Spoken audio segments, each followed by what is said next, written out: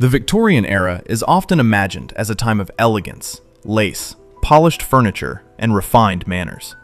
But behind the velvet curtains and polished silver was a strange and dangerous reality.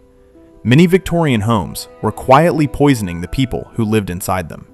During the 1800s, a wave of industrial innovation transformed daily life in Europe and America.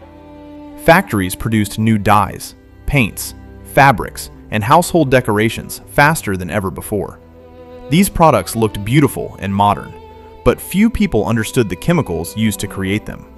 One of the most dangerous ingredients hiding inside Victorian homes was arsenic, a naturally occurring element that had been used for centuries as a poison.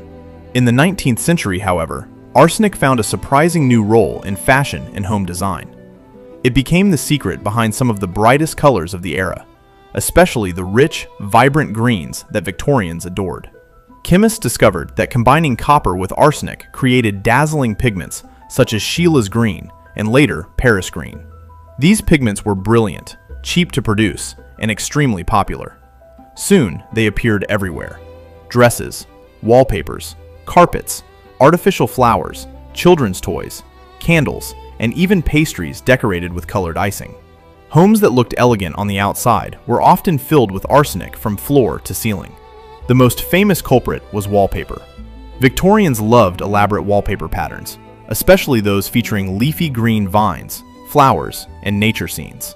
When these designs were printed using arsenic pigments, the walls themselves became toxic. Over time, moisture and mold could break down the pigment and release tiny arsenic particles into the air. People living in these homes unknowingly inhaled the poison every day.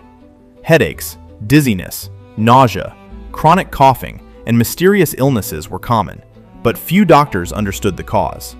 In damp houses, the danger increased even more, because certain molds could convert the arsenic into poisonous gas that slowly filled the room. Imagine sitting in a beautifully decorated parlor while the wallpaper quietly released toxins into the air. Many Victorians did exactly that without realizing the risk. Fashion was just as dangerous. Arsenic green dresses became wildly popular in the mid-1800s. These gowns glowed with an intense emerald color that stood out under candlelight and gas lamps. Fashion magazines praised the shade as modern and luxurious. Unfortunately, the same chemical that made the dresses beautiful also made them deadly.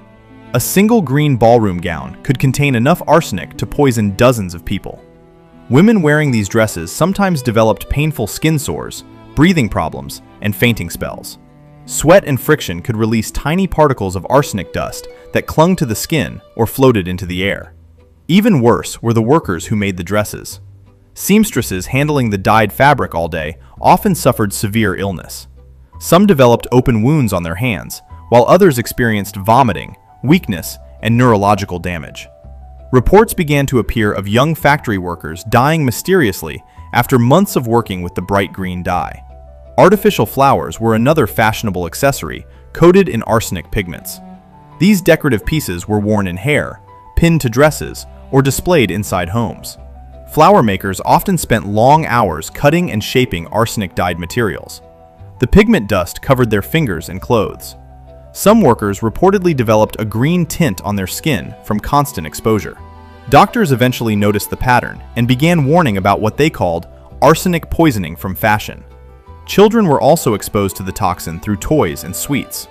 Green candies, decorated cakes, and colorful wrappers sometimes used the same pigments found in wallpaper and dresses. In some cases, the decorative coating on sweets contained actual arsenic powder to achieve the perfect shade of green. The result was predictable: unexplained sickness among children who had eaten the brightly colored treats. At the time, chemical safety laws barely existed. Manufacturers were free to use whatever substances produced the most attractive colors. Consumers rarely questioned the ingredients because the products were new, exciting, and fashionable. Many Victorians believed illness came from bad air or general weakness rather than specific chemicals. It took decades before scientists and doctors began connecting arsenic pigments to widespread health problems. Some early critics tried to warn the public. In the 1860s and 1870s, journalists and physicians wrote articles questioning the safety of green wallpaper and clothing. A few dramatic cases drew public attention, including reports of families who became ill shortly after moving into newly decorated homes. Investigators found arsenic dust covering surfaces throughout the house. When the wallpaper was removed, the illnesses often disappeared. These stories slowly changed public opinion.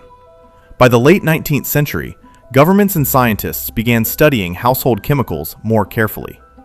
Manufacturers eventually started replacing arsenic pigments with safer alternatives, though the transition was slow. Even after warnings became widely known, many people continued using arsenic wallpaper in clothing, simply because the colors were so fashionable. The Victorian fascination with bright green beauty had created a hidden epidemic inside the home. Looking back today, the situation seems almost unbelievable. Entire houses filled with toxic wallpaper, wardrobes containing poisonous dresses, and everyday decorations coated with lethal chemicals.